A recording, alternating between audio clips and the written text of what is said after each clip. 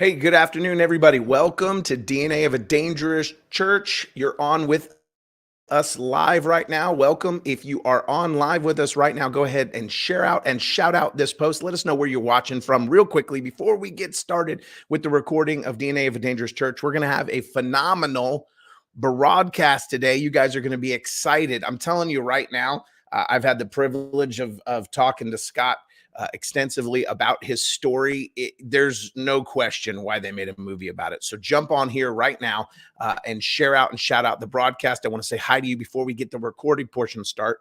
And guys, if you're new to DNA of a Dangerous Church, this is a charisma podcast. It's a podcast that we do for Charisma Magazine.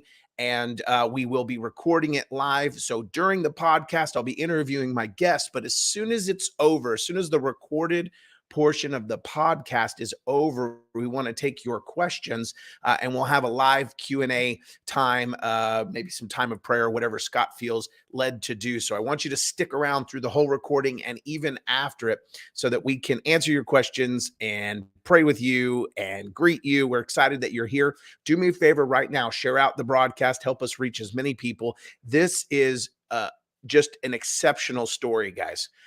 If you have been walking through a season where you are hopeless, if you've been walking through a season where all the evidence is stacked against you, then Scott is going to help you to see where God is moving and where hope abounds in your life. It's such a great story. We're not going to give all the story. We're going to save something, so you have to watch the V. Okay, so I'm going to just zip my lips. I'm going to be quiet and let Scott stop where he stops. And I'll try to resist the urge to movie spoil. But we're going to have a fantastic time. So I'm excited for you guys to be here. Welcome to my new background set. One of the new 3 in the new studio. We're excited about the new studio and what God is doing. You know, someone the other day asked me, while you guys are sharing this out, they said, man, I really love your green screen. Like, where'd you get that image? That is not a green screen. What do you take me for? Like, I will get that axe off that wall. And like, I'm telling, if you don't share, hey, you guys better share. Somebody better share the broadcast out. I'm just saying, somebody bet. Yeah, it's not a green screen. We're going to war. It's not a green screen. So hopefully that solves that. I know this guy's got real weapons in his studio. Yeah, I do. You never know what's going down. Okay, we're going to talk to a guy that didn't have sophisticated weapons like that, but probably saw some shanks and stuff. I'm sure there's some information like that. So share out the broadcast, guys. We're going to get started here in just a second. Okay, I'm telling you, just gonna have a great time today. All right, let's see where else we got. South Dakota. Don't make him play. I love you guys. All right, South Dakota, share it out. Thank you for sharing. Thank you for sharing, you guys. Help us get as many people on here. I know it's during the middle of the day. It's not the evening one where everyone's on and expecting it. Columbus, Ohio is here. Great, guys. Glad to have you joining us and jumping on from everywhere, all over. All right, I'm going to get this party started. We're going to have a great episode today. I think it's going to be fantastic. And I think this one will come out in like 2 weeks on Charisma Podcast. Maybe, yeah. No, maybe next Friday. I'll let you know. All right.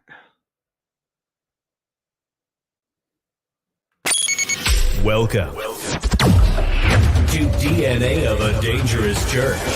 Get ready for powerful and practical insight on how to let the supernatural power of God loose in your life. Join your host and anointed guests for a crash course of equipping to release God's mighty authority, healing, prophecy, leadership, spiritual warfare, and evangelism. And now, your host, international speaker, author, revivalist, and prophetic voice, Pastor Ren Shuffman. Hey, welcome to DNA of a Dangerous Church. We're so excited for you to be here today. We have a fantastic program for you today. We are talking to my new friend, Scott. Scott is the leader of a ministry called Behind the Wire, but he's talking us today a little bit about his story, about why they're making a movie out of his life. Hey, Scott, how you doing today? I'm doing good. How you doing, Pastor Ren? Good to be here with you. Thank you, sir. I'm blessed. I'm so excited by your story. I know we had some time to chat this week about your story, and I probably got a little bit more behind the scenes, behind the wire than everyone will get today because we want to save a little bit for the movie that's coming out. But before we get into like what the movie is, how in the world did this end up happening?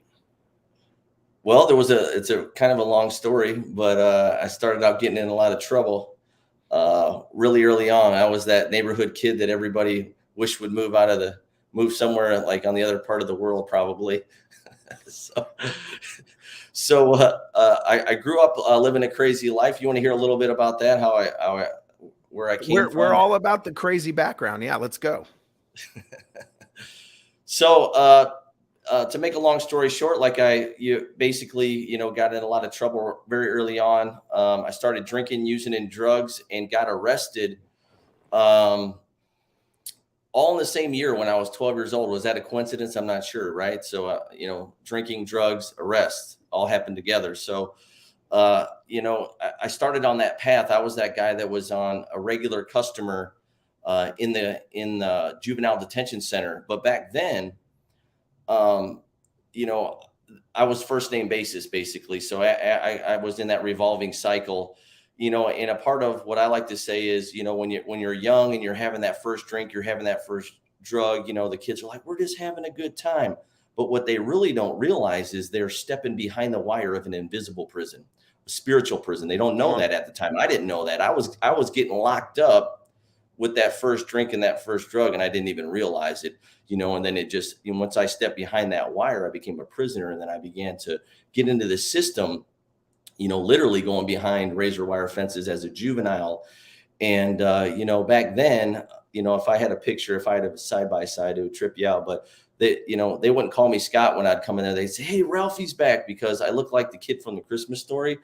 I've seen that picture. He's not lying. Could have been a stunt double. So then here I am. I'm in the cycle. I'm in and out of the juvenile detention centers. Then I graduate to juvenile prisons. And by the time I was 17, the juvenile system was tired of me, and they waived me to adult court for a misdemeanor. I got like a PI or some public intox. Ended up getting waived to adult court. Was in jail for the first time at 17. By the time I was 18, I was in adult prison for the first time. And here I am, just in that cycle. I was the guy that everybody knows, that this guy that I was always in longer than I was out, and I'd get out and I'd get into trouble quickly. And so I never really gained anything. I never really accomplished anything because I was always in a lot longer than I was out. So I was living this life, just, way less than I was born to live. And so here I am, I'm in this cycle, in and out, adult prison. Like I said, at 18, I get out after a couple of years. I'm right back into adult prison again. I get out for the second time. And, so basically I was in this cycle all that time. And then at 28 years old, I got about 30 arrests on my record at this point. So I'm just, I'm making good time, on all this in trouble that I was getting into. And I was living in a halfway house, and I really got deeper into drugs. I got into crack cocaine, and that really began to rip my life apart way more than any other drug that I had messed around with. And I was living in a halfway house. I was dating a girl. She got pregnant, and she invited me. We were going to go out to see a movie. So here I go to this movie, but I go to a horror movie. I go to a movie called The Exorcism of Emily Rose. And, we're there for horror entertainment.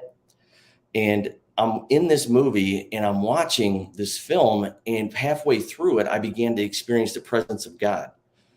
As weird as that is. In a horror movie. In a horror movie. And I'm like...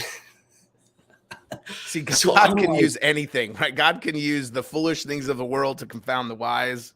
He can turn good to evil to good. Like, he's so skilled at that. You told me something interesting about that movie, though, that I didn't know about the makers of that movie, right? Right. Yeah. There's like a Christian oversight over this film. Like, there's a message within this horror film of Christ, and just it's supposed to be a missional movie in that respect. So a lot, and that's the setup, really. That's God's MO right there. He's always got the setup for you. I could talk about this. So Jehovah Sneaky gets you to this Right. horror movie, and you have this Right. encounter. Go ahead. Right. So I'm in this theater, and I began to hear I began to experience the presence of God. And even though I see at this point, I didn't grow up in a church, I didn't know anything about God, didn't even know if I believed in God, but here I am knowing it was God. It's like when God comes on the scene, it's unrecognizable. I mean, I began to shake like a leaf, and I'm crying. I began to cry. So I have to go out into the parking lot, and my girlfriend's like, "What is going on, man?" And I'm like, I didn't even know how to explain what was going on. I look back now, and I'm like, God tapped me on the shoulder, and I look back, and it's just, and I'm out there, and I'm trying to figure out what's going on, and we go back to her apartment, and I'm like, let's get the yellow pages out. Anybody seen any of those lately? Right? That book with phone numbers in it, right? So I'm looking through the yellow pages, trying to find a church, just any kind of Christian church that I didn't know even what kind of church to call. I just knew that it was Christ, and I'm calling around. I didn't get anybody. And then the next day I get picked up on a felony warrant to go to the county jail, and that I didn't know that I even had. And so that's more of the setup that God had. Like, he taps on my shoulder in this horror film. The very next day I go into a county jail because I have a warrant. And here's what and I did something I had never done after all those 30 arrests, is that I said, I need a Bible.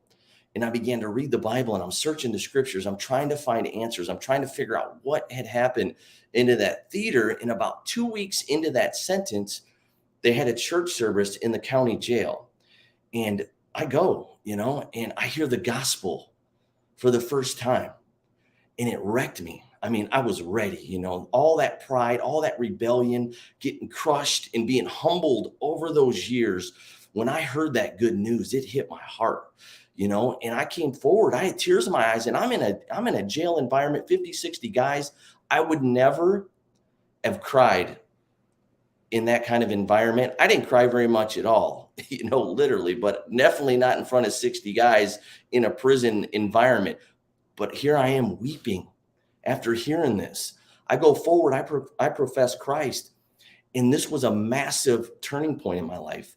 And here's the thing, like when I was a kid, 5, 6 years old, I was at some family function, and a cat died, and somebody explained to me what death was at like 5, 6 years old. And it just terrified me. And like a spirit of fear came into my life. I had night terrors. I'd get up screaming all around my house, waking everybody up in the house my whole childhood. And as an adult, I was terrified to death. And that was like the irony of my life. Like, I'm living on the edge of death, but I'm terrified of it at the same time. And when I professed Christ, that spirit of fear came off. And like, I mean, I'm crying. I turn to the people that are up there with me, and I'm like, man, if I die, I know where I'm going, And it was like, for me, that was with me my whole life. That fear of death was with me my whole life.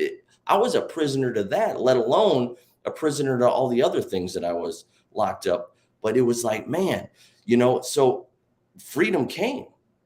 Freedom that I had never known had came. So I get shipped off to prison for the third time. I was going into a sentence. I get my Bible. I'm reading it. I'm going to church 7 days a week. My son's born while I'm in prison. I hold my son and meet him for the first time in a prison visiting room.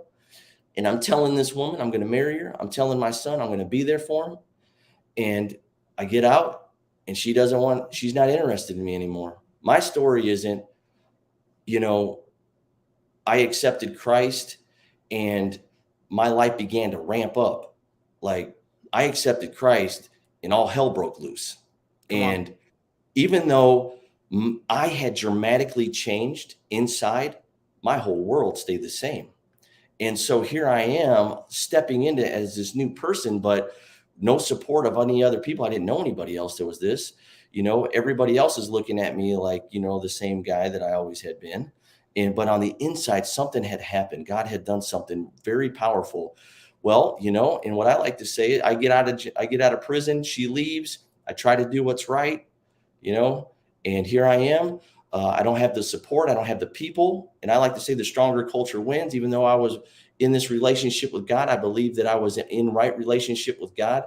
That this mind was still crazy mess, and I didn't have people around to be able to walk with me in that way, and I drifted back into the thing. And it got worse, just like the Bible says, that, I was, not doing what I was all supposed to be doing. And here comes it coming like 7 times worse than it was. So I go down deeper. And, and the thing and after all that came and broke loose like that, you know, I tried to take the easy way out. I'm like, you know what?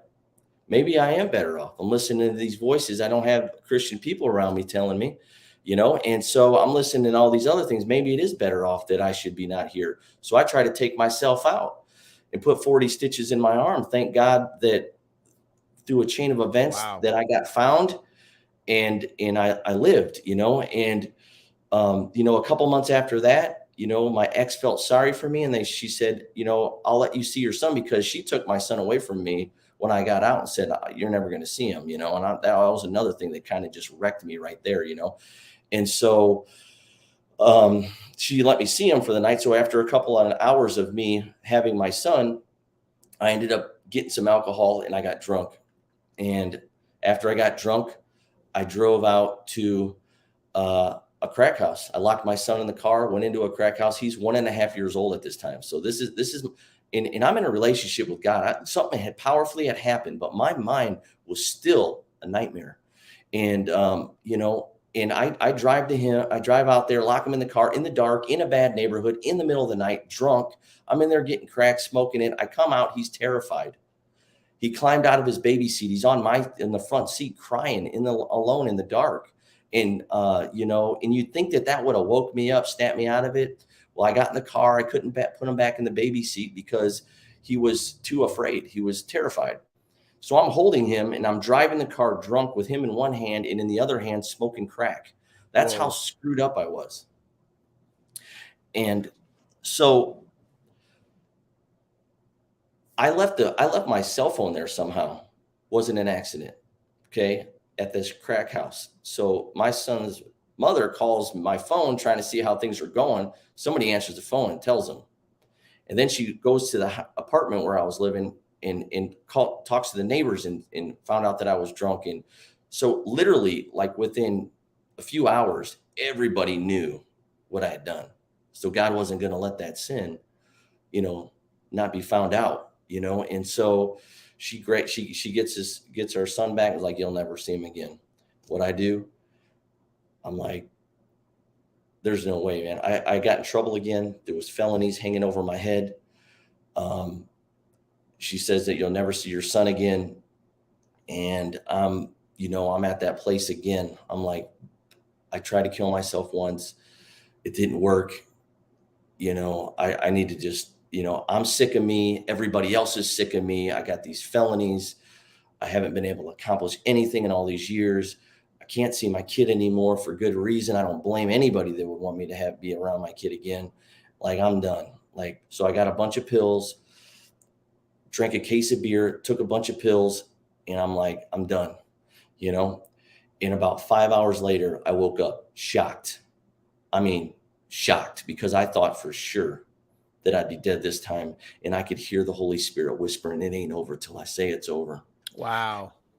It ain't over till I say it's over. I mean, and it just, again, wrecked me. God so present in all of this, and just calling to me, speaking to my heart, and it freaked me out, because I thought when I woke up, I was utterly shocked. I didn't think I would be alive again. And it scared me, and I'm like, man. And so I called my dad in Florida. I'm like, I got to get out of this state. I'm like, I need to get out of here. Can you help? And so he said, no drinks, no alcohol, no drugs, gave me the list. You can come down here. I left Indiana, ran from those felonies that was up there, went down there, stayed with him. Within 24 hours, I was drunk. He kicked me out on the street.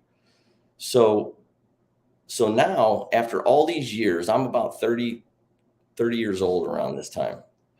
And after all these years, I never really had anything, like I said earlier. And I jumped from house to house. I'd get out for a little bit. I'd live there, I live here, work a little bit here, whatever. Never really accomplished anything or never really had anything. But I always had a place I could go because I knew so many people. And so now when I get kicked out of the street with my dad in Florida, he's the only person I knew in the whole state. So when I got kicked out on the street, like I was out on the street for real. So I began to live this homeless existence. And I was that crackhead out on the street, standing on the corner of a convenience store, begging people for change. I became that. And living on the side of buildings, I slept in dumpsters on cold nights. So like I'd sleep on the beach, in the woods. I remember sleeping under this big bush one night in Florida, and I woke up and there was ants covered me and they ate me alive. I mean, I had hit bumps everywhere, all over me. It was just disgusting. And just living that lifestyle, I'd take a shower out on the beach. Sometimes I'd go a week or two without a shower. And this went on for a couple of years because I'm pretty hard-headed. And so I'm out there on the street and just living this life, and it's horrible, the existence. And, one day I got up enough change, to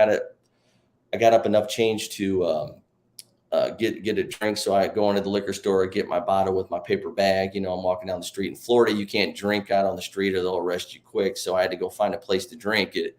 So I went under this bridge, drink the bottle, get done, come walking down the street in this rough area. And I walking by this homeless shelter, and this guy's out there. And he's like, "Hey man, we're out there talking about whatever." And then Jesus gets brought up, and we're talking about Christ. And he's like, "Hey, I want you to hear this CD, man." He's like, let me he's staying in the homeless shelter. So he goes into this homeless shelter, and he comes out, and it's an actual CD player, man, with an actual CD in it. You remember those little headset? So I put this headset on it, and I start to listen, and it's a CD it's a preacher. And he's talking about potential, and he's talking about calling, and he's talking about how that there's so many people in the world that have this high calling on their life and they don't even know it. They're just living a random life with no rhyme or no reason, no target for their life. And he's like, "I tell you the truth." He said, there's a homeless man drinking out of a paper bag right now under a bridge that'll outpreach anybody in this church. I just lost it. And it's just God again, so present in my filthy existence, saying identity, my son, purpose, so much greater than this. Where you are, I love you. This is not who you are. You are my son, that I have a calling, that I have a purpose. And it just wrecked me. I'm just out there weeping with this guy, some homeless guy, like just God's reaching out to me, speaking identity when I'm living in the mud. I ended up getting an arrest and everything while I was down in Florida, and I ended up running from there. I mean, that really shook me up. And I hitchhiked 2,000 miles to Arizona. And, when people's like, "Oh, it's a little raining, I don't think I'm going to go to church," man. I'm like, you better get committed or something, man. I walked like 2,000 miles somewhere. But anyway, I'll talk about that in a little while. But, you got, I'll tell you, you live outside. I'm a senior pastor. You could say that to people. Somebody needs to hear that. I'll get to that a little bit, but I'll tell you, living out on the street will change you. The things that used to bother you won't still bother you anymore. And it really toughened me up in a lot of different ways. But, living out there, I ended up hitchhiking 2,000 miles, and I was just making my way there, panhandling from gas station to gas station and getting ride from gas station to gas station, truck stops, and just trying to make my way, sleeping outside. And, I ended up crawling into a dumpster. I think it was in Alabama one night when it was really cold out, and I climbed up in that dumpster, and I was laying in the dumpster trying to be warm over the night.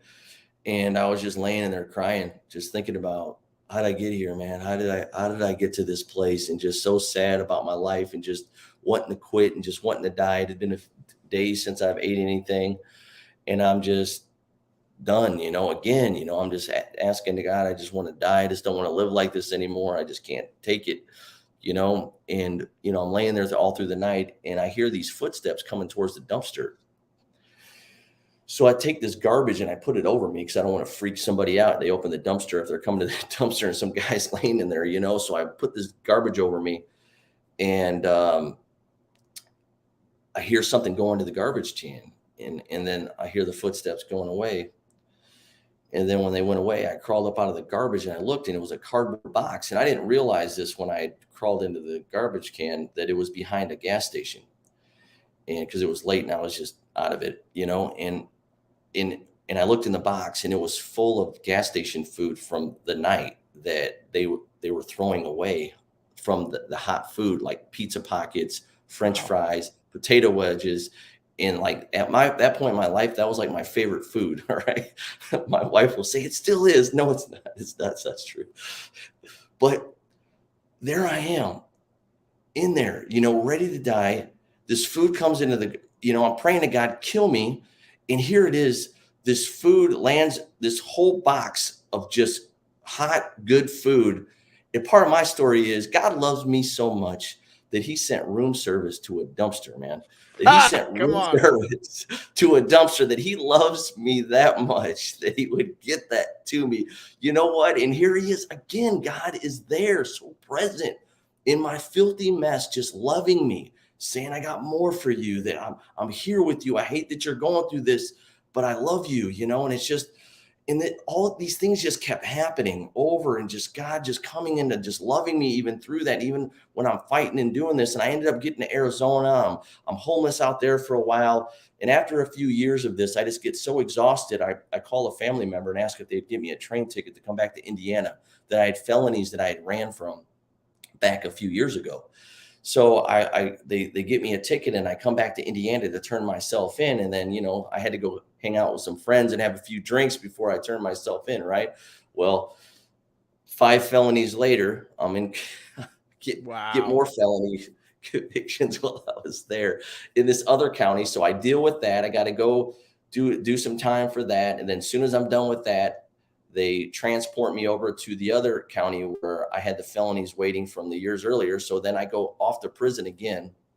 I pick my Bible back up, and I'm reading. And I love that you're not saying charges. Like everything you're saying is felonies, not just charges. They're all felony. Did you ever add up how many felonies you received? There's probably at least 50 or 60. I mean, obviously I would get. That's the testimony right there. There is no way you should be walking. Yeah. Crazy. In the streets. Okay, just that alone would be enough to make a movie out of your life. Just that alone, the fact that you're sitting in front of me talking and I don't see a guard standing beside you right now is a testimony, but it gets better. Come on, keep going. So I ended up back over there, and I had to go do a couple more years. I go off to prison, pick my Bible back up, and I'm reading Jeremiah 29:13. If you seek me with your whole heart, you'll find me. And I'm just seeking him, and God is just doing incredible things, just incredible supernatural things. While I was in prison, I don't get real heavy into all of that because it kind of weirds people out. But man, God did some incredible things and just opened my eyes. You're on DNA of a Dangerous Church. We're all about the power of the supernatural on here. So you are free to weird everyone out. So I started just started witnessing just different supernatural things in threes. And at that point, I didn't know that it was three, what three was about, divine perfection, and that's God's signature. And I just didn't know anything about that. And so I was seeing these incredible things in threes that God was showing me supernaturally, like things that I was visually seeing. And so there was one night that I was laying in bed, and I was thinking about these things that I was seeing, that he was letting me see. And I knew that they were supernatural. And I'm in prison. I'm like, what is going on? And then just one night I'm thinking back and forth and all these things that he's been showing me. And and then just one moment, and when I read Paul, the scales came off, they came off, and I was fully aware of Christ. Come on. And I could see his presence. When I looked at people, I'm like, whoa. I'm like, it was so obvious that they were God's creatures. Like, God is so present in everything. Like, I could see that I was breathing him in. Like, he's even in the atmosphere. Like, I'm looking at people and I'm just like, whoa. I'm like, and I just got out of my bunk and I'm like, I knew it. I knew it. And I was just crying because all those years and all those things that were happening as I kept falling and coming back after I professed Christ and falling and coming back, I'm like believing because something real had happened. And now here I am. The lights came on, like those scales that I believed that something was beyond that. I was in it. I could see it. I was a part of it. And I was never the same. I was never the same. And, people say, I believe, I have faith. I believe and I have faith. But God, when that night, God opened me up to know that I know who he is. And I know that it's real, and I, for whatever God's reason is, God chose to do whatever he did. But that night changed everything. Like, I didn't even talk the same. I didn't even walk the same. There was such a transformation that I don't even know how to explain it. But I usually don't even talk about that to people, but God did something so incredible that I just don't even understand what it was or how it was, but I was never the same. And when I left that prison, it was just, nothing was ever the same. And but everything outside of that never changed. So I came out of there like this different person, literally. Like I think about the demoniac, like he was cutting himself, screaming, chained up, naked, just a nightmare. Christ came and set him free, and he was sitting up and talking and normal. That's exactly, that when you said that, he's like, that's a miracle, those felonies. He's like, that he's even sitting here with me without a guard. When you were saying that, I was thinking about the demoniac. It's like, that's what happened. Like, whoever I was, it was like, I don't know, and then God, bam. Who the Son sets free is free indeed. Yeah. Yeah. I became who I was born to be, and now I get to live out what God had in mind when I was born, when God's like, I'm choosing you to, bring you into the world. Like, he had this idea. Well, then I came into that idea, and it's crazy to me. Like, everything that's happened since then is a miracle. It's a miracle on what God has done and what he's continued to do. I get out of prison that time. I mean, I didn't have any clothes. The clothes that I was wearing, I didn't have any money. I didn't have any support with any family because I'd burned all those bridges, friends. Everybody was tired of me. I got out this new man, but I didn't have any more excuses. Like, people said, go to NA and AA meetings. I went to them. I didn't care. I was like, I'm following Christ, not a higher power. I'll go wherever I think God's at. I went to church. I found a church. I got plugged in. And I was like 7-8 miles away from this church. I didn't have a driver's license. I didn't have a car. I was riding my bike. I was walking. I became a part. One of the main campus was a portable campus at this time. They were running about 1,000 people. And I was riding my bike at 4:30 in the morning to go load in, and I'm crying. Like, think that I was just grateful I get to be a part of the team, that they were allowing me to even help, to be in there with them, and just to be a part of this thing. So I'm just, my whole life is just different, and so here I am, I'm plugged in, I'm going to NA meetings, AA meetings, and, I'm riding my bike, I'm walking, I'm getting there. It doesn't matter if it was snowing. I was riding my bike to church in the snow, like 8 miles. So when people's like, there's a little bit of rain outside, I'm not going. I'm like, you better get serious. Anyway, so hey, I went to Kenya one time, and the pastor was explaining to me how frustrated he was. We were in the village in Kenya because these people were walking into church, 30 minutes, 45 minutes late. And he was so frustrated. He's like, Pastor, it's just ridiculous. They know what time church is. They know how long it takes them to walk the 5 miles. Leave your house at the right time.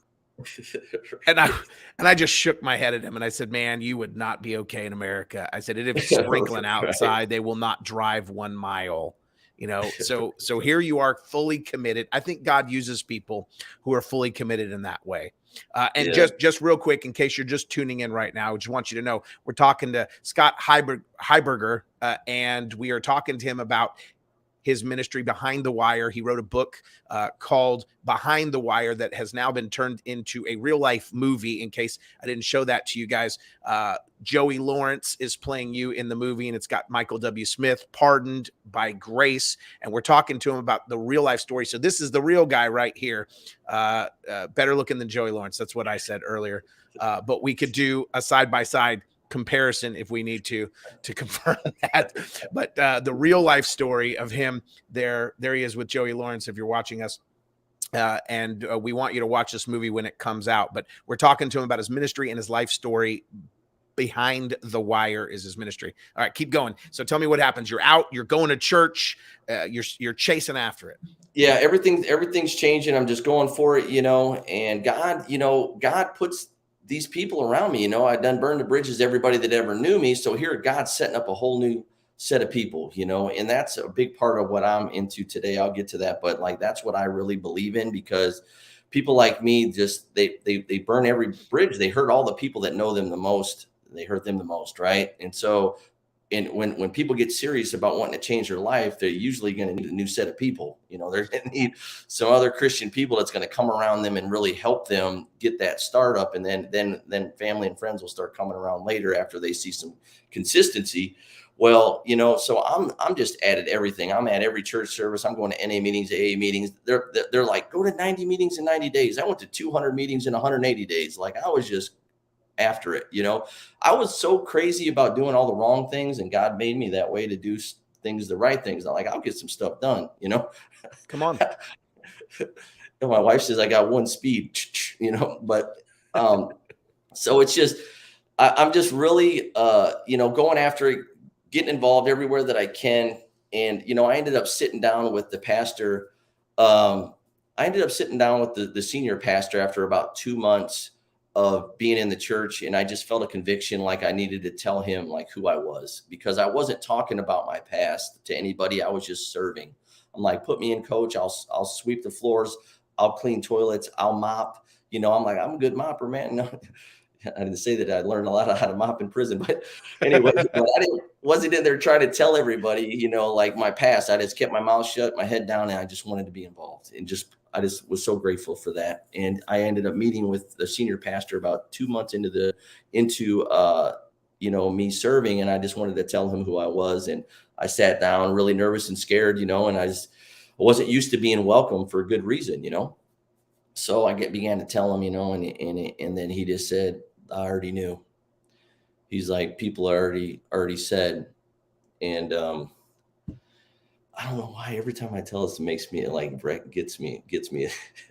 But he's like, of course you're welcome here, and for the normal person, big deal. For me, you're welcome here. That was massive. I heard about your life, and it's okay. You're welcome, and so I just continued to just get involved. And after about a year, I applied to be on their internship. And at this point, they've really doubled. They're probably about a 2,000 person church. It's really growing like crazy. And it's just a really, they're just doing a big work in this area.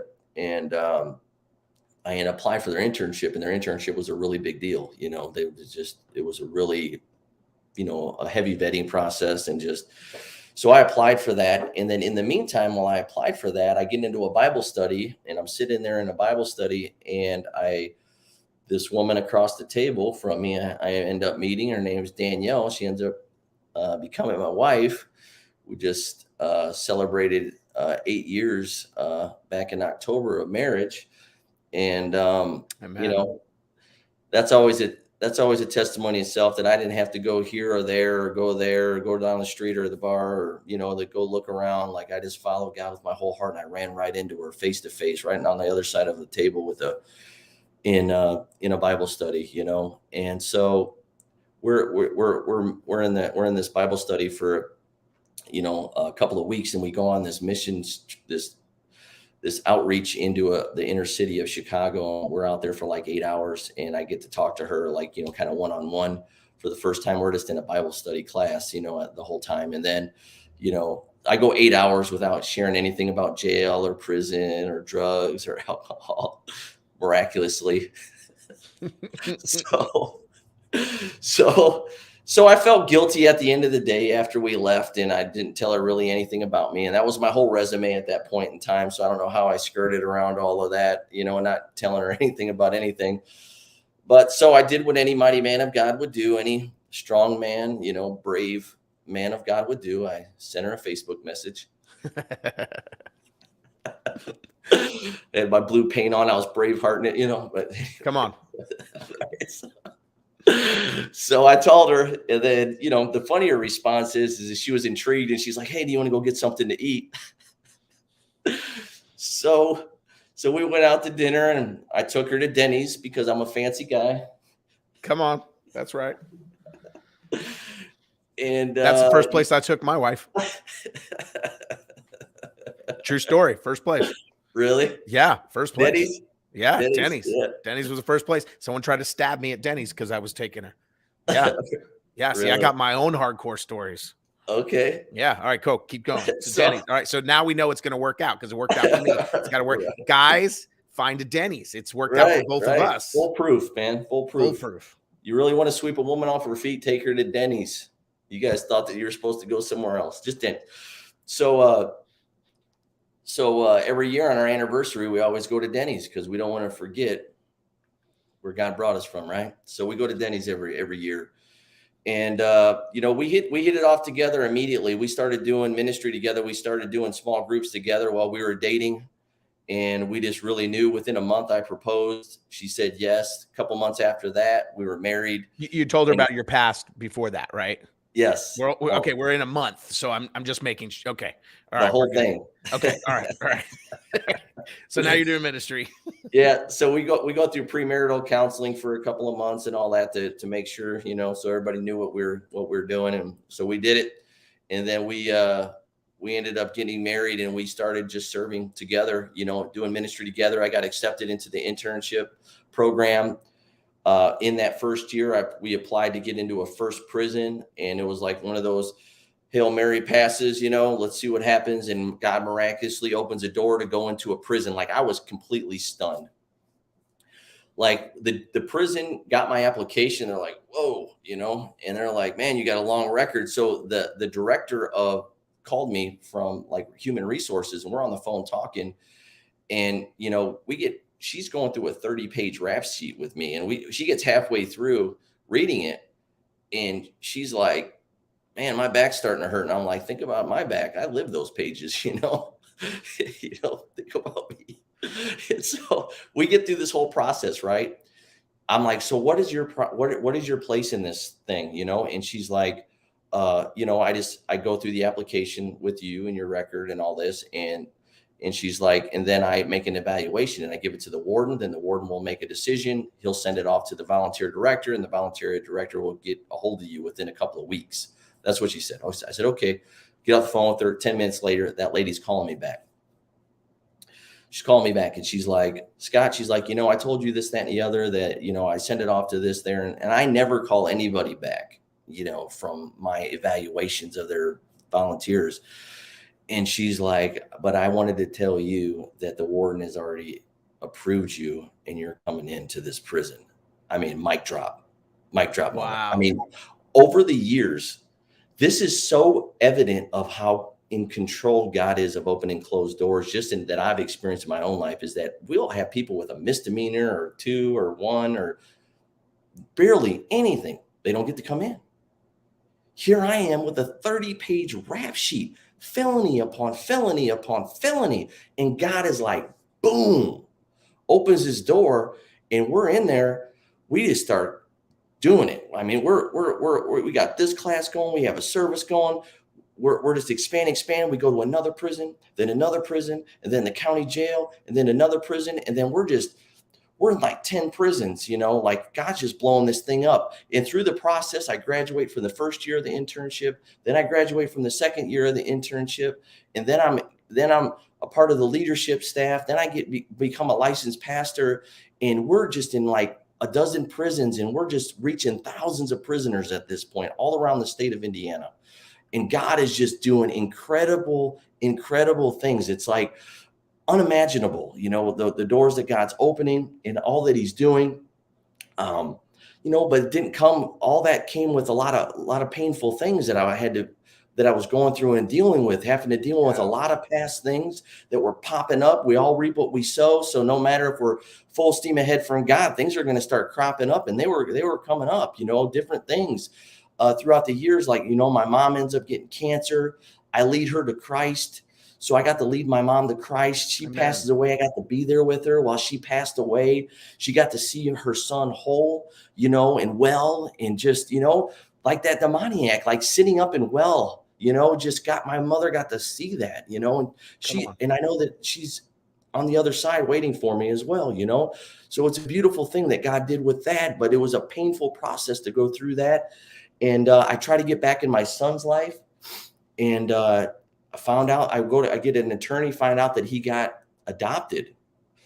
His mother got married. I wasn't on the birth certificate because I was in prison when he was born, so he signed for him. So when I try to get custody, I find out that he's adopted, and the judge said that you're dead in the water. There's nothing that can be done, and that just crushed me. And right about this time, we're applying to get in a juvenile prison that I had lived in like 25 years earlier. And they were all excited. They heard about all the work that we were doing, and they wanted us to come into the into the juvenile prison. And then they do a background check, and a felony warrant pops up. Oof. From like nearly 10 years ago in Florida. And I'm like, oh my goodness, and then here I am. So I'm a licensed pastor. We're working at a thriving church. God is doing incredible things all around the state of Indiana. My wife and I are living a dream. We're just, all these hard things are still happening. You higher you go in leadership, the more responsibility, the more pain, the more struggles, all those things Absolutely. are happening. And so all that's happening, and the influence that God has given us is just incredible. And then, now I'm red flagged, and I can't go in any jails or prisons now. So you built this giant prison ministry where right. like you're not just going to one prison on the weekend. You have built something substantial. Right. And now all of a sudden it's taken away from you because the devil wants to remind you of your past. Right. Wow. And we got all these volunteers. We have dozens of volunteers that are serving in all these different capacities that we've trained up over the years. And then they're leading these different things. And God's just doing this incredible thing. And we're just so blessed. And then here I am. When I get this news, I'm like, whoa, and I'm trying to find out, like, what am I looking at? And I find out it's 4 felonies. And in Florida, and I found out that I was looking at 20 years because I had ran and they were felonies. And I had an ankle monitor and I cut it off. I was on house arrest, and I try to put all, in the back of my mind, I'm thinking about it, but I'm hoping that it would just disappear somehow, right? Doesn't work that way. So I find out that this came up over all these years, which it never did before, So in the back of my mind, way back in there's always this kind of fear, like something's going to happen, but God has just blessed us exceedingly abundantly, more than we could ever ask or hope for, right? And we're living this thing. And I'm like, I find out it's a 20-year sentence hanging over my head. And they wouldn't offer a plea agreement unless I come down there. And they wouldn't even talk a deal. Then I find out it's non-extraditable, meaning that, like, if I don't get near the state of Florida, they won't come all the way up to Indiana to get me because I'm 1,000 miles away. So you can just simply live out the rest of your days in peace with your wife, living the good life, on leadership at church. Mm-hmm. As long as you just don't go to Florida to vacation. So no Disneyland for you.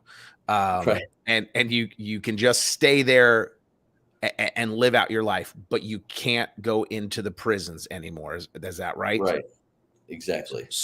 So that's where you're at. Right.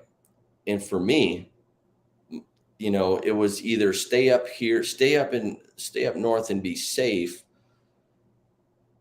but at the same time, be out of the whole reason why I was born, that I felt, that I still feel, that I was born to be a minister of the gospel to the incarcerated population. I believe that God has fashioned me in whatever ways that is my mission.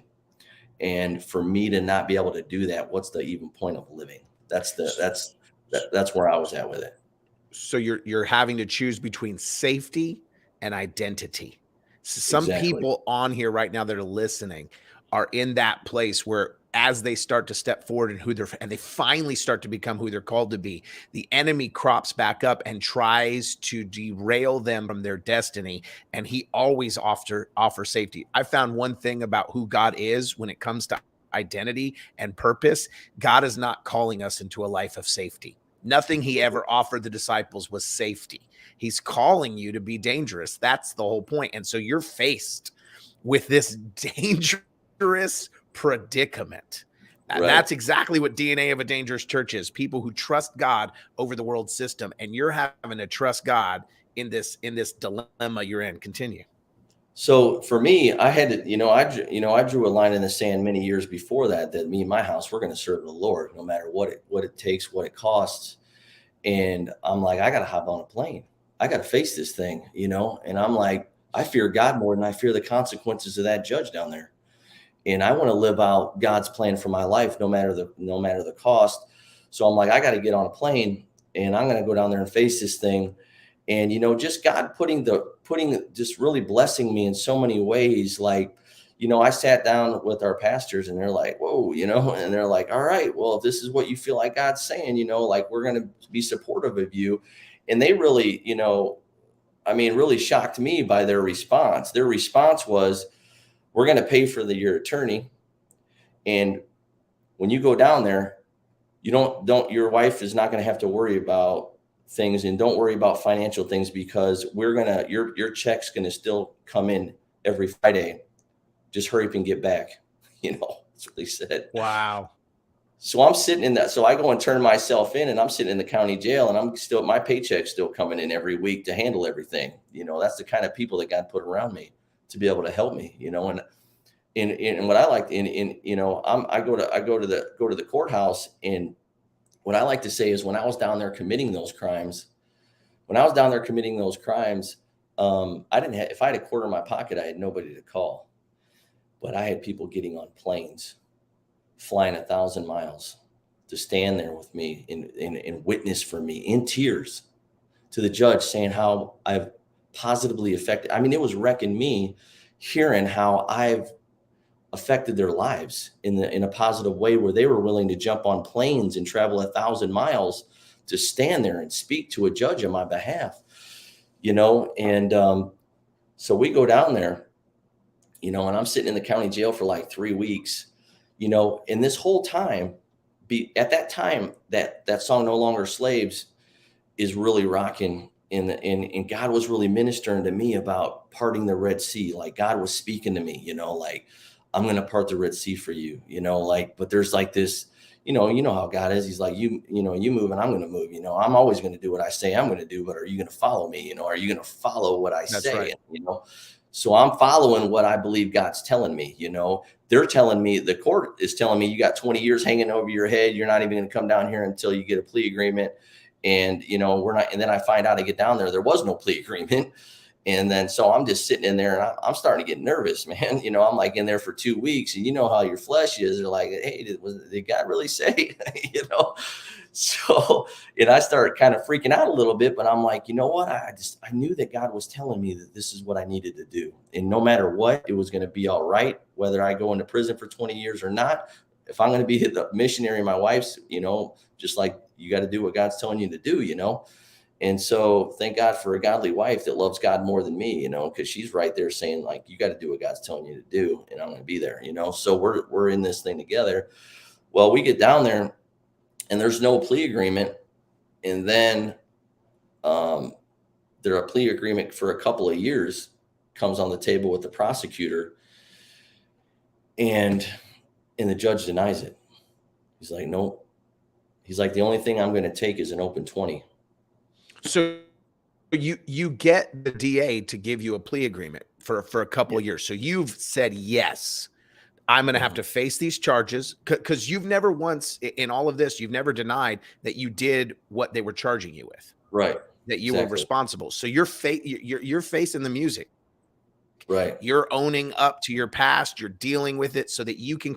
Some of you guys need to catch this for your life. Some of you are running from who you were, like somehow it disqualifies you instead of realizing that the enemy can't hold your past against you. But here it is. He's facing worldly consequences because we live in a fallen world. We live in a world where there are natural consequences. He's dealing with it. They're offering him years and you signed it. I was like, I had to. I was like, now, you feel free to leave that hanging wherever you want, because I want people to see what God does. So you leave that hanging wherever you want. Does he get time in jail? How many years does he spend? What happens with his family? Like, how does this completely end? You finish it off wherever you want. I don't want this to be the spoiler alert unless you want to tell the whole story. But just the commitment to say, I'm going to do what I need to do to make sure that I get to live out my identity, even if I have to put my life on hold so that I can finish my race in the lane I was called to. You guys get that? Like you could have just coasted out your life and continued to be an inspiration in another. Well, I guess I'll live my life for Jesus in another capacity. I guess I'm just kicked out of this. And you could have rationalized that, but instead you decided that the enemy was not going to take your identity, even if he managed to somehow delay it. Right. Yeah. There was no turning back. When I said yes, there was just no turning back.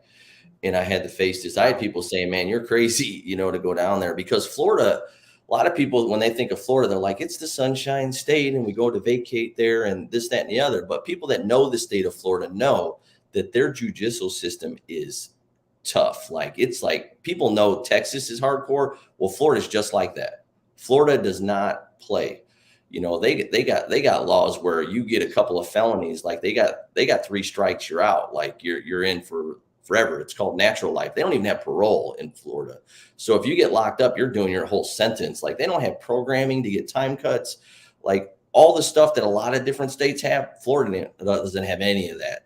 So when they were talking 20, they're talking 85% with no chance of getting it less, Wow. So I'm looking at whatever 85% is of, whatever 85% is of 20, that's a long time, So that would have been a big change in my life to get that. So when they said a couple of years, I'm like, that sounds like the miracle that God was talking about, because, God's vision for my life is always going to be bigger than my perception of it.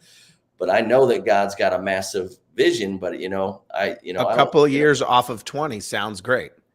And then the judge is like, no, I will not accept this. I want the whole 20 on the table.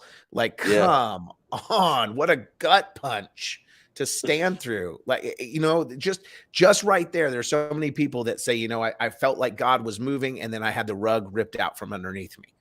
They had something like that where they had a compromise that seemed like it was going, even as you're saying this, I'm thinking about this new church building that we just took over, and we're dealing with like the insurance company and the roof, and are we going to get them to approve it? Are we not? Which is not even anywhere near what you're going through. But I'm thinking about even just my own small battles that I'm fighting, that I'm going through, and thinking about those small, they denied it. Gut punch. And thinking about your story and not camping in the middle of the story, and not allowing yourself to be taken out in the middle of your story without knowing how it ends. Right. When I was in the county jail, like I got onto another thing real quick, but just to rewind it, when I was in the county jail down there and I was getting nervous, like I was telling you, and at that time, that song, No Longer Slaves, God was just speaking, I'm going to part the Red Sea, but you're going to have to follow me, but I got afraid. There was a moment in there, like I was just sitting there one day and it kind of just, that fear will come on you. It's like a wave, kind of hit you and it's like, whoa, and while I was in there, I'm teaching a Bible study, because I'm still doing God's work. God's like, it ain't just about you going down there to face this. Like, there's souls in there in this county jail that I care about, that I want you to minister to. And I'm in there doing Bible studies, leading people to Christ while I was in there. And we were in this Bible study one day and having a holy moment. And I told these guys, I'm like, God loves you so much that he would send a pastor 1,000 miles to tell you about his son, Jesus Christ, that he loves you that much, that he loves you that much. And we're just creating these relationships with these guys in there. And that day that I got that fear that came upon me, this young man, he's probably 20 years old, came and sat down on my bunk with me. And he's like, "Hey, I drew this picture. I wanted you to see it." And he opens it up, and it was the hands of God parting the Red Sea with that scripture from Exodus right in front of it. And God, again, just so present. Come on. "I'm with you. I'm going to do what I told you. You follow me, and I'm committed." And he was reminding me, and he was encouraging me, that I'm with you, that I'm going to do what I said I'm going to do. And, we go back to the courtroom. I ended up in that courtroom, and he denies that plea. And then we get into this dialogue with the judge, and the character witnesses come up one after another, sharing about my life. And, something really miraculous happened that God had done, but I don't want to let the cat out of the bag, so to speak. But it is in my book, and obviously it is in the movie. Yeah, so you can rush if you can't wait for the end of the story, you can get his book Behind the Wire, okay? Right. But in the movie, that story of what happens in front of that judge, I'm telling you, I got to hear what happened and the dialogue that happened with the judge, and you like talk about sitting on the edge of your seat, going, well, I see right now he's not in prison, but I'm telling you, you have to hear the end of the story. So you're going to have to see the movie. You're going to have to really experience it. You guys are going to cry. It's going to wreck you. You're going to get frustrated and angry that they're playing with your emotions. But it's a real story. It's the true story. So now you're in all kinds of prisons across the United States. Awesome prison ministry, huge prison ministry in your state alone. But now, even the way God has orchestrated your life is so fascinating. Even in our conversation, the first time you and I had a conversation, I was talking to you about prison ministry, and I said, I relate to you because I'm pretty hardcore myself. I spent 11 hours in Lubbock County lockup, so man, I'm hardcore right here because I got my 11 hours. I made 3 friends. They wrote me when they got out, so I'm just sharing like what little bit I can relate in that capacity, and I grew up in South Central LA for a while. I was jumped into the Bloods when I was in 4th grade. I was the youngest member jumped in the Bloods. So I know that life and that my dad was a drug dealer, went to jail when I was 15. So I know that side of the world, and I know how God can bring you out of it. And so we're sharing this. And I said, but I used to do prison ministry a little bit when I was a teenager while my dad was in, because it was a connecting point. But I said, but I really don't know anyone other than in Lubbock. I know the guy that does all the prison ministry down there. And I started sharing with you about how he got trained and equipped in the supernatural here. He went back, and prisoners' bones started popping back into place. Like all of the church services, like people were listening to bones crack into place, and broken bones were mending, and everyone could hear the pops and clicks, and like it started a revival there in the prison, and the prisoners started praying for each other in their bunkhouses, and they were getting healed, praying for one another, not the minister coming in, but just praying for one another. And it's exploded. And I said, well, I only have 2 ties to prison ministry, one in Lubbock and one in Omaha. And then it was just like a God encounter happened again. And you're like, well, is it your daughter-in-law, or is it? Yeah. Right. The daughter-in-law lives in Lubbock. My daughter, and you've been my stepdaughter. Your stepdaughter. That's right. Stepdaughter lives in Lubbock, and you've been trying to figure out an excuse to get yourself down there to be able to visit. And so just like that, he's going to Lubbock. I'm going too. Right. I'm going too. I got to see this ministry happen. Yeah, we're going in a couple of weeks. We'll be out there. We're excited. Yeah, no, I'm super excited. So it was like instantaneously the doors open. I contacted my friend down there that runs that ministry, and he was like, yes, absolutely, send him. And it just clicked. I'm going to go down there. I'm just going down there to hang out and watch. Like I'll minister a little, but I'm just more interested in hanging out. Right. So to see this story really come to fruition, like such an amazing, amazing story. Anything else you want to share real quick? Yeah, something cool had happened, So, we, after the book came out, I get a friend request on Facebook, and it was my son, and he had found me. Wow. And he had found me, and that wrecked me right there, And then I messaged back, and I was like, does your mom know about this? And she didn't actually, and I didn't even know that he even knew about me, because I had seen him. He's like 12 years old at that time. When he was taken from me, he was only 1.5 years. So it had been 10 years since I'd seen him. and he had found me. And then, God just really supernaturally came into this thing and worked it out, and then got us back face to face and was able to restore that relationship. A part of my story is that even when the judge says you're dead in the water, God still has the final card to play. Come God on. still has the final card to play, and that's a big part of my story. And God restored that relationship, and then the movie production company got a hold of the story, my story in the book, and then that movie was made, and we're excited about it coming out this year. And recently, we were doing prison ministry here in Indiana, and I was sharing my story in the prison, and somebody in the audience heard my story, and it touched their life, and they got a hold of my book while they were on their dorm, because we've been able to donate thousands of copies throughout the prison system. And he read it, and it touched his heart. And then his family, he told his family about it, and then his family read my book, and his family started following me on social media. And my wife and I, at this time, we were just making a transition of working in full-time church ministry for nearly 10 years. We were moving into our prison ministry fully, Behind the Wire Ministries. And so, we're in this pivotal turning point, this transition in our life, and to go fully into prison ministry. And this family heard about, through this different organization, this church that was dissolving.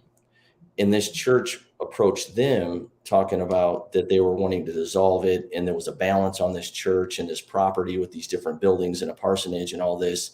And, they thought of me, and I didn't know anything about any of this. And I didn't even know that the guy that never even came up and said anything that was in prison. So I didn't even know him. And then the family, I never met them, but here's God working out all these details. And they ended up getting a hold of me, and they're like, hey, God's, we feel like God, we're supposed to do this, that we feel like that God is telling us to pay the balance of this church and this property with this parsonage and all that, this acre. And we're to pay the balance on this. And so they can transfer their assets to your organization, so you can have transitional housing for men that are coming out of incarceration. And what an incredible thing, and we're like, what, or say what, so long story short, we ended up receiving this property. The Kemp family just blessed us like crazy. And now we're ramping up, we're restoring this whole property and these buildings to start providing transitional housing for men that are coming out of incarceration. And for me, that is a huge missing link for people like me, that's burned those bridges, that are locked up, they're serious, God's doing big things while they're incarcerated, and they need a transition point to come back in to get that shot with those new set of people. And so we're able to start moving in that direction now. We're really blessed and really excited about that. So just more things. God even opened up the door where we're able to do a video podcast to the whole Indiana Department of Corrections. So every week, my wife and I do a video podcast where they stream it in through the Department of Corrections, and they all have tablets. They're issued a tablet. So all 27,000 people in the incarceration, we get to give a lesson every week, and they can watch it at any point on their tablets. And just what God is doing is just so incredible, just on the influence and just how God has turned around this whole crazy lifestyle into doing something so beautiful. Amen. That's so good. We're going to take a few questions and stuff right after the broadcast. Thank you guys for tuning in to DNA of a Dangerous Church. Remember, we're talking to Scott Highberger, and you can grab his book here, Behind the Wire. Grab it on Amazon or everywhere that it's around if you want to hear the whole story. But remember, this is going to be a movie released later this year, Pardoned by Grace. His real life story his character is played by Joey Lawerence, and your pastor is Michael W. Smith in this movie. Michael W. Smith and Joey Lawerence. So guys, this is going to be phenomenal. Don't miss this movie. Grab the book. I am excited for you guys to see the finale and the conclusion and the final scene of what God does in the courtroom. it will move you, and it's inspirational. And guess what? It's really true, because there's the guy. You can see him right there. And thank you guys for tuning in. If you want to be able to be a part of the extra stuff that happens on DNA of a Dangerous Church, then make sure you're actually watching us live, or watching us on YouTube or Facebook or anywhere that we go live. Thank you guys for listening to today's podcast. And remember, if nobody has told you, I love you. God loves you. Shalom. Thank you for listening to DNA of a Dangerous Church. Be sure to subscribe to the show on charismapodcastnetwork.com or iTunes, Spotify, Google, or anywhere you listen to podcasts. Follow Pastor Ren Schuffman on social media and join our mailing list for exclusive bonus training content at www.ffc.church/dangerous.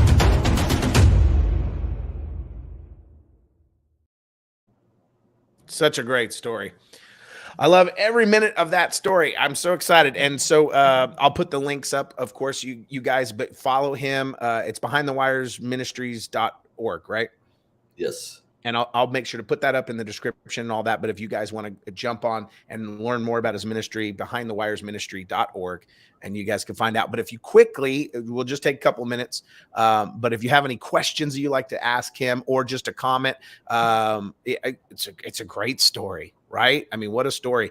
Crystal Kearns, she's one of my leaders. She's my black sheep like you. She wasn't in jail, but she's the black sheep that the church has rejected, and no one thought she had any skill set in her. She was addicted, and she just was rejected by everyone. And now she's the one that actually does those types of ministries for our church. She's the one that puts together the Jesus Alliance, which is a coalition here in the area we're in, that we work connected to all kinds of ministries, helping people. We have a ministry that we're connected with called Banging for Jesus, ex-gangbangers that have come to Jesus, and all of those partners. So she follows in that world too. But if you have any questions, just very quickly while we're still on, go ahead and ask your questions or make your comments real quick to Scott so that he can be here for you. But maybe some of you guys have been praying about being a part of this, or maybe you're a little cynical towards people being rehabilitated out of prison. This I just don't know how you get. That question. Well, that's a question for me more than for Scott, probably right there. But I imagine, yes, you can go with me to Lubbock. But people think, a lot of people, they can't be rehabilitated or they're done for. But if there's ever a story of somebody that should not be rehabilitated and it's definitely yours. And I would say even this, I don't know, the extent of what you were like back then, but the now, and I imagine the before, you truly are a representative of what it looks like for the old man to die. Yeah. And to be a new creation in Christ. Because even just talking to you, I bet you, I would imagine that some of the prisoners think you're lying about your whole story. They're like, nah, this guy's put together. He's articulate. He handles himself well. This is just some suburban yuppie guy. Nah, he's full of it. This didn't happen. Without those pictures, I bet they don't believe you, because you have been transformed. Yeah. Right? Yeah. You're like, yuppie. It's right. You don't have like 6 tattoos on your face, that you got while you're in. It's like a secret weapon. That's what I say. It's like, I still got the baby face somehow. I don't know how that happened, but anyway, so I feel like, probably on the inside, I'm all sleeped out and everything, but for whatever reason, I just never got tattoos, even though they do a good job in prisons. But I just always worry, like, I don't know if I'm going to get some tattoos, I'm not going to get them in prison, like with all the stuff that they do to make it. And just, there's a whole process that I don't know. I just never did it, but I did about 15, it was a good choice. 15 years, 15 years total, in prison. So I had plenty of opportunities to get some work done. But. So while I was in Lubbock, I make the joke, 3 people wrote me when I got out and made friends. They really did. I was only in there for 11 hours, and it was eventually dismissed. It was a mistake. But, one of the guys that was in there, that was sitting there with me, he had done body modification while he was in prison. He had something implanted in some places that you shouldn't, Oh, and it was yeah. infected, and he was waiting to see the No. doctor. And I'm like, oh, why would you do this? What were you thinking? You know, and literally we're just meeting him, and I've never, you know, I'm a pastor. I've never been to jail. I've never been to prison, and here I am sitting in there, and I don't know all the rules. I don't know if you're supposed to actually ask people what you in for. You know, I don't know that you're allowed to do that. And I picked the biggest guy beside me to ask, you know, and we end up hitting it off and making friends. He's a professional football player, and he got in trouble for partying a little too hard and got behind, you know, he forgot to pay his fines at camp. So I'm like, so I had some decent food. I made a couple of friends. We watch a basketball game, and I'm like, this is why people are repeat offenders. This is why we have to fix this. You know, and so I had my own perception of what that was like. But you know, what's funny is that, you know, I started out like you, and somebody posted earlier, it seems like a lot of people start their ministry by cleaning toilets. My first job in church was cleaning the toilets. Like, that was my first job. And I think God uses people who are willing to be used in any capacity because they just want to be where he is, and they want something else, and they don't have an agenda to what God has to do for them. They're just so grateful that God even cares.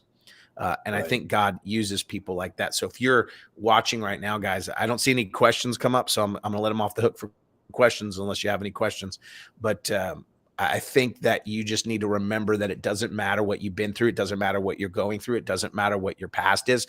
Stop allowing the enemy to steal your destiny, because you're letting him disqualify you because of your past. He is terrified of your future.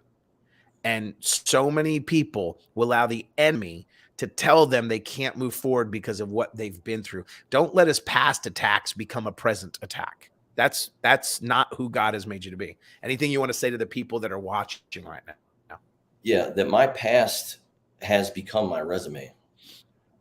My past is what God uses to help, you know, everything that I do. You know, when I come into a prison and I come into a jail, that's the credibility to them.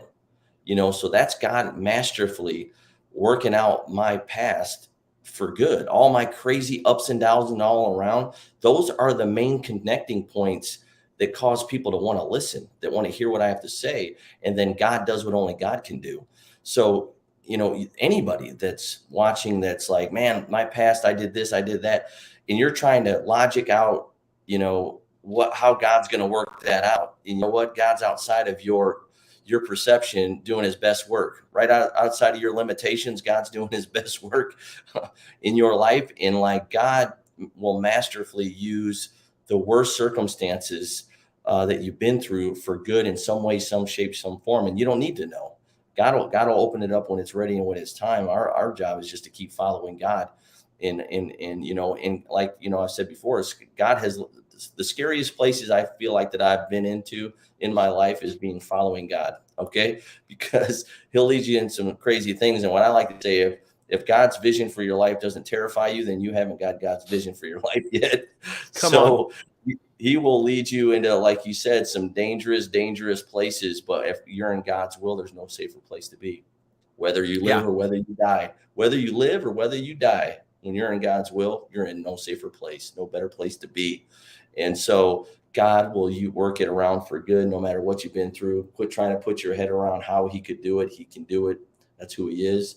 And like I said, my crazy, ridiculous record, living like an animal, has become my resume that God uses all around the country for his glory, for his goodness. And people are just coming forward nonstop because of what God's doing through it, you know, and I'm just blessed to be a part of the mission that he's given me, you know.